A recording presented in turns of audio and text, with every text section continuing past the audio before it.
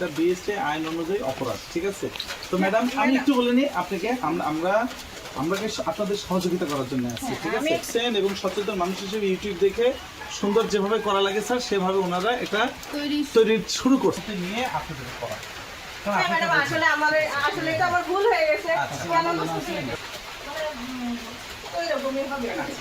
Sir আমি একটু আপনার জানার পর আমাদের আইন অনুযায়ী এভাবে করা যাবে না, সেটা হিসেবে দেশের যে বিদ্যমান আইনের মোবাইল কোর্টে বিজ্ঞ ম্যাজিস্ট্রেট মহোদয় আপনাকে তাদের থেকে মানুষ ভালো কিছু পায়।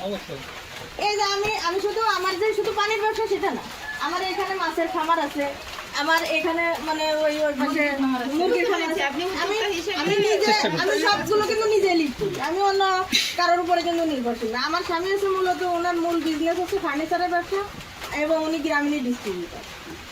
আর এই দিকটা আপনি এগুলো সবকিছু আমি দেখাই। এখন দেখাশোনা করার আগে মানে এরকম একটা জিনিস শুরু করার আগে আপনার আরো একটু রিসার্চ করা দরকার ছিল যে আমার এই কি টাইপের লাইসেন্স লাগে, বলি আমি একটু কি টাইপের লাইসেন্স লাগে, সেই লাইসেন্স পাওয়ার উপযুক্ত কিনা। যেমন আপনার এই প্রতিষ্ঠানটা লাইসেন্স পাওয়ার উপযুক্ত না, আপনি যদি ওর মধ্যে ল্যাব স্থাপন করেন, কেমিস্ট একজন অবশ্যই নিয়োগ দেন যাতে আপনি পানিটা টেস্ট করতে পারেন।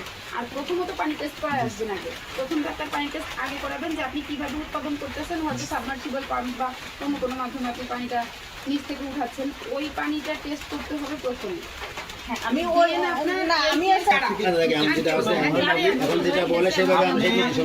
আপনি ধরেন পানি অনেক বিশুদ্ধ, কিন্তু আপনি যেভাবে জার ফিল করতেছেন মানুষের হাতে যে কি পরিমাণ ব্যাকটেরিয়া থাকে আর আপনি চিন্তা করতে পারবেন না, ওই পানির আর বিশুদ্ধতা থাকবে না। বিভিন্ন ধরনের ব্যাকটেরিয়া ইকোলই অ্যাড হয়ে ওই পানি মানুষের পেটে বিভিন্ন রকম রোগ হওয়ার জন্য ওটাই যথেষ্ট। ঠিক আছে ম্যাডাম, তো আমি আপনাকে অপরাধগুলো ঠিক